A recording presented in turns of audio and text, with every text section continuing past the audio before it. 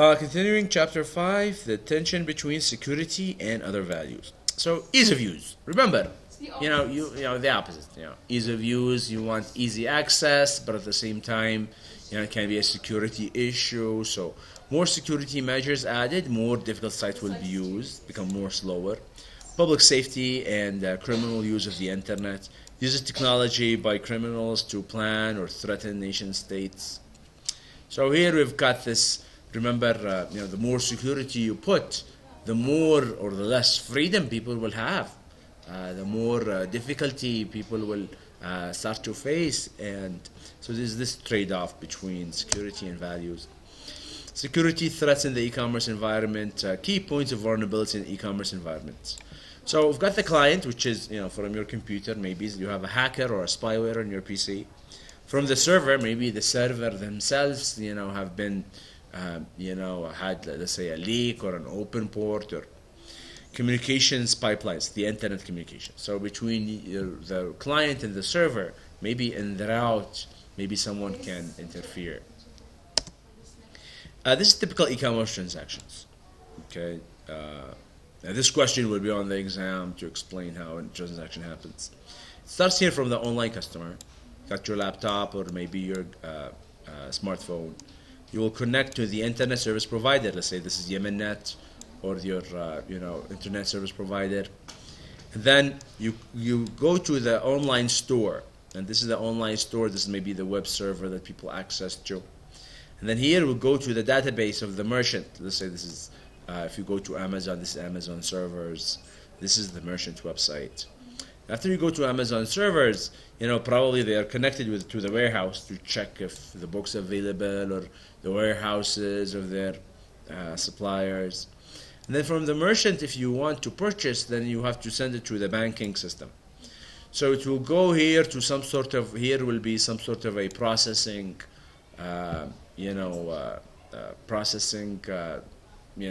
payment system that will take the transaction. You put your credit card.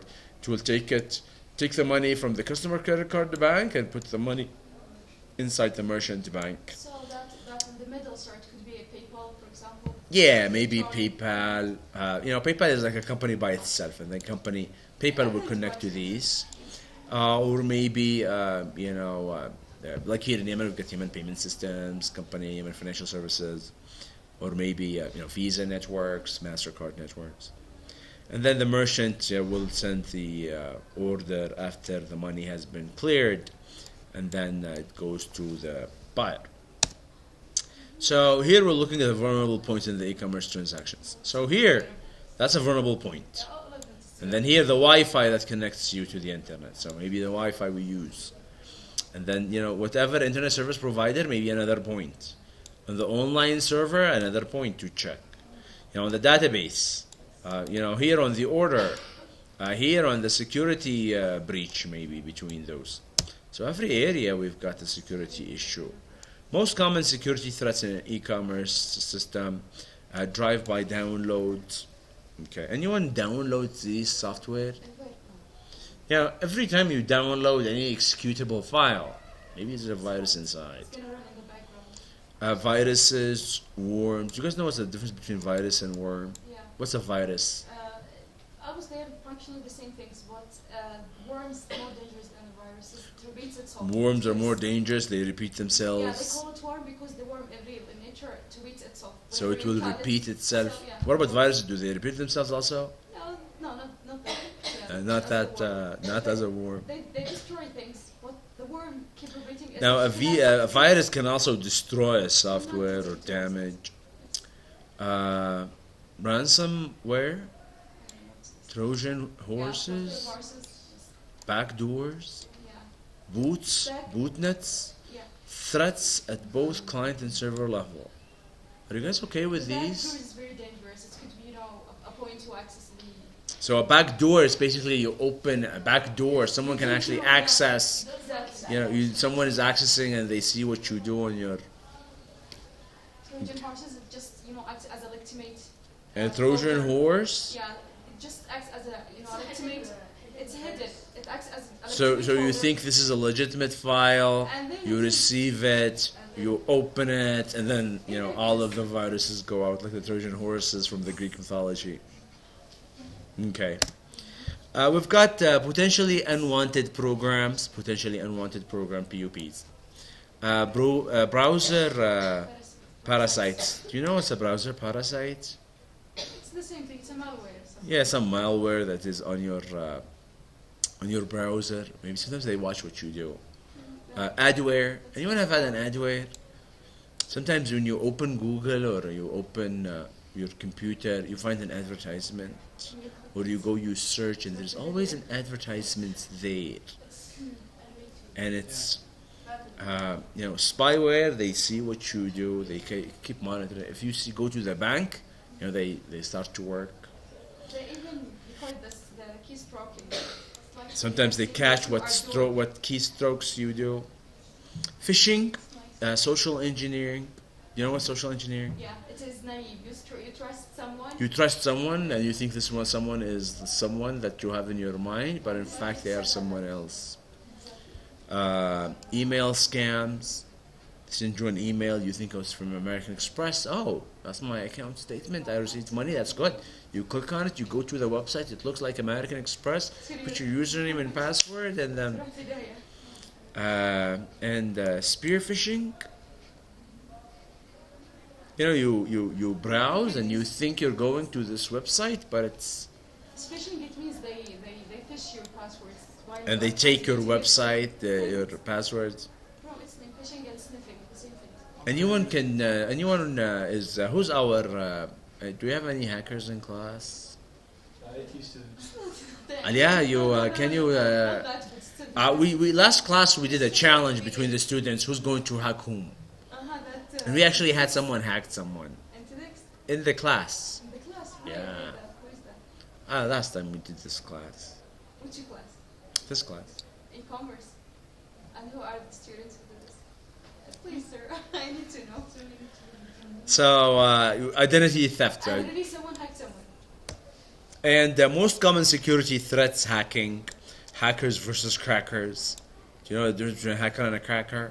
A cracker is worse than the hackers. What's the cracker?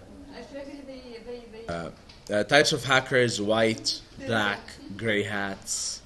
Hacktivism. It's the act of hacking. That's hackers who are active. And if you go and you search about these, there's lots of information online about this and how you hack. And cyber vandalism, disrupting, defacing, destroying websites, data breach, losing control over corporate information to outsiders. A good So example for this is the backdoor. that's a backdoor It's a best good example. of a Okay. breach.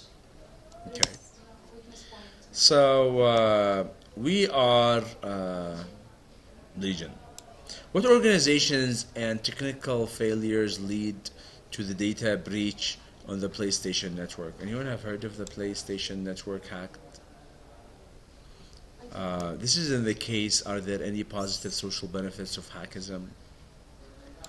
What happened is that on the PlayStation Network, you guys know people on, if you have a PlayStation, people all go online and they can play with each other, and they can actually buy things, and they have their credit cards there. And then this is a case study where they hacked into their database. All of customer information, credit cards were in one day, is with someone else. It's a lot of money. So what do you think is there something good about hacktivism? Any benefits? Good for might be good. It might be good. Can you hack for good reasons? Yes. They have now the ethical hackers. You know Robin Hood? Yeah, that's a good example. Robin Hood. Take money from the rich and give it to the poor. Okay. Like that Algerian guy. Also, we've got those people who are ethical hackers. They help testing, penetrating, making sure the systems. And so the more we've got hackers, we need other people who are ethical engineers who want to make sure that they know and find out and protect. Have you or anyone you know experienced data breaches or cyber vandalism? Any stories you've heard of? Most common security threats: credit cards fraud. So you guys know now the credit cards, they've got this. Sometimes if you go to the website, you put your credit card and then take you to the bank website to put your password. Sometimes some of these credit cards, you can tell your bank that you don't want it to be active online, or maybe you have this chip that is, that makes sure that every time you use it on ATM machines, or if you go to a restaurant, it's not easy to be copied. You guys know sometimes you go to a restaurant, you give them the credit card, they go in the back to run it. You don't know what they do there. So now they added this chip. Spoofing and farming. You know what's a spoofing and farming? Spoofing, Hide information. stealing things. Yeah, that's when they give you something that looks like the original, but it's not. To steal your info, yes. And farming? It's fine. Remember in the security? So we've got this spoofing and farming. We said, they try to imitate some other websites or redirect to another website. Spam, junk websites, link farms.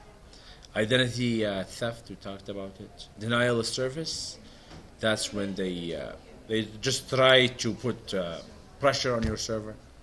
Disturbed denial of service attacks. Distributed. Yeah. So what's that distributed? It's taking a place using different. More than one station, they try to attack the same place. Different botnets. Sniffing. It's like phishing. You take monitors the information traveling over and travel. There is a packet traveling from. So while packets are moving from one server to the other, inside the middle, they check the packet, they see the information. I'm entering my password and username. So once your username and password is going through the network, people catch your username and password. Insider attacks, It's from inside. like from people inside. Poorly designed server and client software. Okay. Social network security issues. Mobile platform security issues on the mobile itself. Phishing, smishing, and malware. أنا أسامي عجيبة وبتبين the same. They all go into the same cloud security issues. On the cloud. Let's see. Think of your smartphone as secure. How many people think their smartphone is secure? How many people have an antivirus on their smartphone? Wow. What types of threats do smartphones face? What's the worst that can happen to your smartphone? The advertisement sometimes. Maybe you download something. They And you download Yeah, virus. Yeah, but what will happen? What's the worst? What will happen? They start to send SMSs. Maybe they start to make calls. Maybe they start to take your information and send it to someone and they sell it. Are there any particular vulnerabilities to this type of device? There's a difference between from device to another device. Do you need to continuously update your operating system on your mobile phone? They say iPhone is more secure because it's more a proprietary type of operating system. Now there's a case here of the Nicholas Sirot's spy phone. So that's the case in the book. Are apps more or less likely to be subject to threats than traditional PC software programs? Are they more or less? They're more, because there's lots. Remember, if you part of the case I talked about, Android market, App Store, they start to remove a lot of their applications because they do not meet, the security, and they need to check. Maybe there's a virus that you download through the market.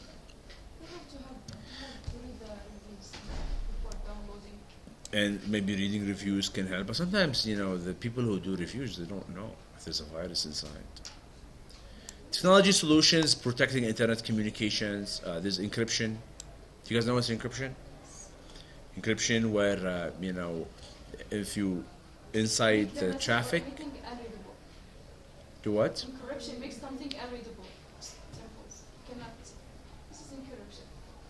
Yeah, so that if you try to read it, you don't understand anything. It's encrypted. It's encrypted. When you receive it, you decrypt it using a key. So there is encryption and decryption. SSLs and VPNs. So the SSL is like a security. That's another encryption. VPN is another network, which is like inside the network is another network, and this network inside is encrypted also. Protected networks, firewalls, protecting servers and clients. Let's see, tools available to achieve site security. Encryption, firewalls, security tools. Do you know what's a firewall? What's a firewall?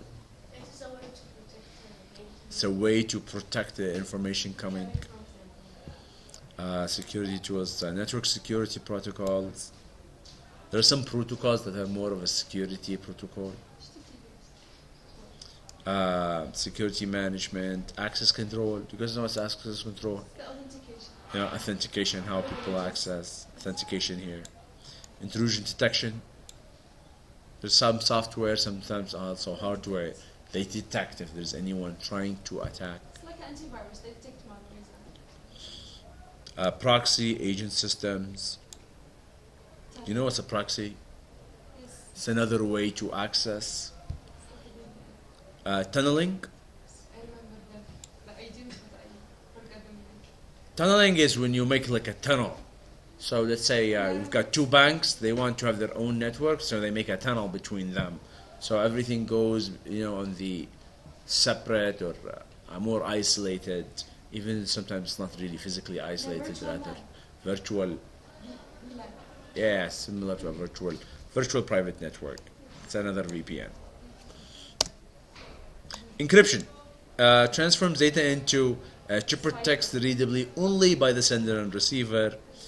Because they are using keys to read these things. Let's see, securing stored information and information transmission. Sometimes some of these flash disks or hard drives, they actually do the encryption for you. So if anyone tries to access it, that's not you who set it up at the beginning. Some hard disks, they will encrypt the data inside. Some laptops, like all of the data is encrypted. So if you don't have your username and password, then you cannot see anything inside. Providing 4 of 6 key dimensions of e-commerce security, message integrity, non-repudiation, authentication, and confidentiality. So these are very important for, encryption can help all of these. Systematic key encryption, sender and receiver use the same digital key to encrypt and decrypt. Require different sets of keys for each transactions. They have strength of an encryption, length of binary key used to encrypt data. Remember, if you have, let's say, if you have a keyword or that you use for the encryption decryption, if it's like one letter, that's maybe can be easily guessed. Or there are some software that will try 8. Remember some of these hacker websites where they try to access they want to get your password. If your password is one letter A, then there's a very easy chance if they try all the numbers with one letter, they can get it. Now, if it's 2, they can try, the possibility increases as you increase the number of possible answers. Data encryption standards. There's a DES, which is there's a standard for encryption. Advanced encryptions, AES. Mostly why these are like new systems that are becoming more of a standard. For example, all of the banking industry use 256-bit encryption, which is the advanced encryption standard. Other standards use more like 200. I think now it's the 2084 bits is the standard. Public key encryption uses 2 mathematically digital. There's a public key and there's a private key. What's the public key? That's what everyone can access, and then the private key, it keeps secret by the owner.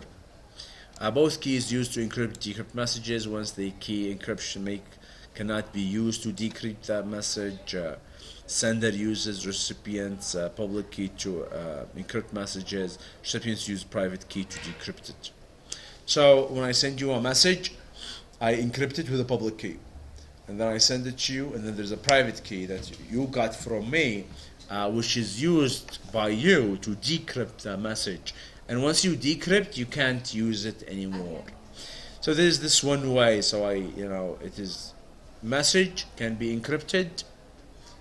Once it's encrypted, it can be decrypted by another key, and it's one way. You can't go back. So here we've got the original message. Buy Cisco for $16. Recipient public key. Sent private messages encrypted in the 01011, and then it goes through the internet to the recipient. Recipient get the message With the private key in order to with a private key in order to be viewed. Key encryption using digital signatures and hash digests. A hash function. Do you know what's a hash function? It's a mathematical algorithm that produces fixed length number called message or a hash digest. Hash digest of messages sent to recipient along with the message to verify integrity. Hash digest a message encrypted with the recipient's key, public key. Entire ciphertext then encrypted with the recipient's private key, creating digital signatures for authentication and non-repudiation. Yeah, in the financial industry, they have the SWIFT. Is it a payment system? It's a payment system, and the thing about SWIFT is that it's a completely private network. Even though it goes on the internet, but it goes on a completely separate tunnel. You see, and then all the people connected to SWIFT, they have completely different protocol. They don't use anything that is similar to what everything on the internet. So VPN they use it. Yeah, they use a VPN. They use a private network. This way they can have their own network inside. But how is the messaging works? It's completely separate. So if you actually hack into it, and if you actually hack it, then you're on a different platform that you need to understand. But of course it's encrypted and decrypted, and it's used for financial transactions. Now, if you see in the past, how did banks used to do banking? They used to have to send, let's say, telex. Now when they send a telex, they say transfer this money from this guy to this guy. But of course they used to have some sort of a book. They go, and then, at the beginning of the message, they will say, open the encryption, decryption book and go to page 7. And then on the line number 5, whatever number is there is the key. You see, and then they send the message, and then on the other side they have the same book, and then they open that page, and then at the end of the message it will say, let's say, the total amount of transactions will be this much. This way we can double check, make sure that we encrypted it correctly and decrypted it correctly. So the idea now with the computer systems becomes more mathematically sophisticated. Here we've got original message. Hash it, hash digest. This is like the code. Recipient public address, public key, private key. Here we get the message, and then it is signed. Make sure through the internet, and then goes to the sender, authenticated. This ciphertext, recipient private key, and then we get the hash, and then we get the message by the receiver. This is another layer to make sure it's encrypted. Digital envelopes. Address weaknesses of a public key encryption and systematic key encryption. So we've got this digital envelope. So we've got digital, anything you put inside become more encrypted. User symmetric key encryption to encrypt documents. Uses public key encryption to encrypt and send symmetric key. So creating a digital envelope, this is the cycle. Digital certificates, public key infrastructure. Digital certificates includes name of the companies, public subject public key, digital certificate serial number, expiration date, digital signature, public key infrastructure, CAs and digital certificate procedures. So all of this talks about this, how we make sure the security of the information, and how we make those certificates that double check that this guy is correct. And if you go to website. You just want to make sure that this website is the website that is that you are intending to work with. We've got digital certificates, certification authorities, individuals request certificates. Those people, they have certificate authorities. Transaction partner, online merchant or a customer, certificate received, digital certificate, serial number, version name, all of that information. Are you guys okay with this slide? Do what? She cannot absorb anymore. You're fed up with security? Since 5 slides anymore. Yeah? So I Yeah, let's say if we try to do this. I'll give you the summary. It's how to See, basically in this slide, what they're trying to tell you is how the process works. You go, let's say you are an institution or an individual subject. Let's say your company. Let's say our site project. This is what Facebook do. Facebook will go request certificate from the internet. It goes to some authority.